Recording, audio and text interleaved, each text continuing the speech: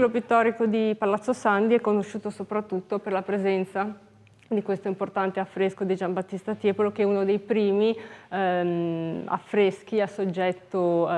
profano che Tiepolo fa a Venezia. Tuttavia quello che vediamo è un ciclo pittorico unico composto di due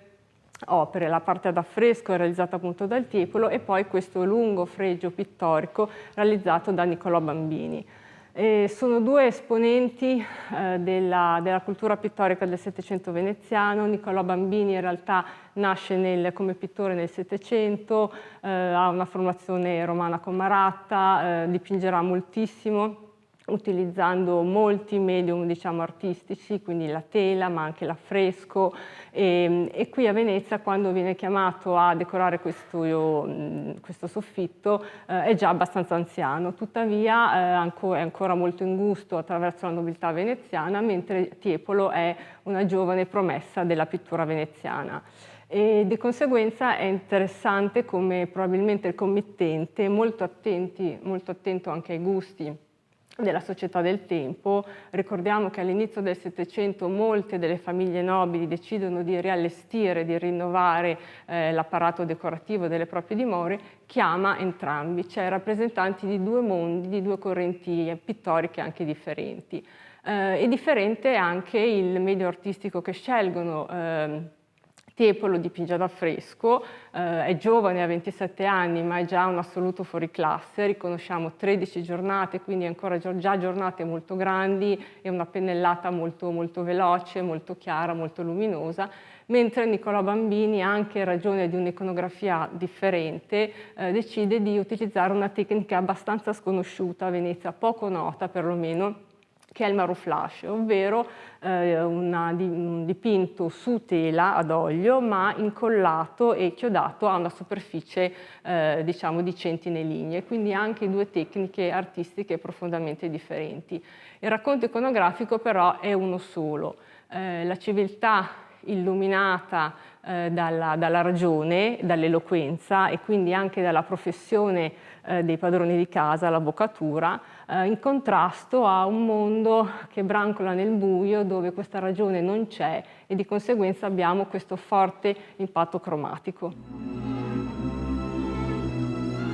L'intervento è stato un intervento fondamentalmente di manutenzione conservativa. Quello che noi vediamo sono dei dipinti realizzati su tela, però non ci troviamo di fronte a un quadro, a una tela, ma a una superficie che comunque è una superficie architettonica,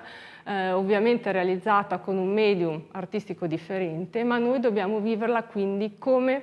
una pittura murale, anche se la tecnica è quella del quadro, della pittura su tela. Di conseguenza, in ragione di questa intima connessione con le membrature architettoniche, noi abbiamo deciso di realizzare l'intervento in loco, cioè nonostante sia una superficie dipinta su una tela, noi siamo intervenuti come se fosse stato un affresco, utilizzando i materiali e quindi diciamo la tecnica con cui si restaura una tela, ma in opera. E inoltre abbiamo voluto rispettare anche come dire, la naturale storia conservativa dell'opera. Cosa intendo dire? Intendo dire che queste tele ovviamente che sono incollate alle centine linee e sono anche trattenute da più di 2000 chiodi, quindi sono molto solidali, ovviamente hanno risentito dei movimenti che le strutture lignee nei secoli hanno risentito. Tuttavia il nostro intervento, oltre ad un intervento di pulitura e di consolidamento della pellicola pittorica, abbiamo anche deciso di lasciare quei tratti, quelle tracce di segnatura che la tela ha impresso proprio per il movimento della tavola. Ovviamente erano condizioni in cui questo non comprometteva la conservazione dell'opera, ma semplicemente dava un segno della tecnica che questo rappresentava.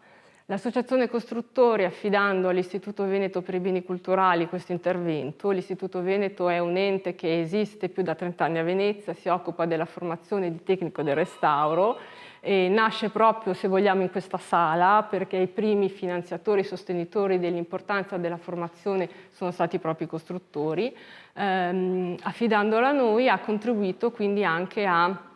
offrire una formazione di qualità ai giovani, ai futuri tecnici del restauro, che sono poi quelli che troveranno impiego proprio nei costruttori stessi. In contemporanea all'intervento sulle tele abbiamo avuto l'occasione quindi anche di studiare l'opera del Tiepolo, abbiamo presentato un progetto che poi è il progetto che è stato approvato dalla soprintendenza, che l'Istituto ha voluto donare per gratitudine ai costruttori.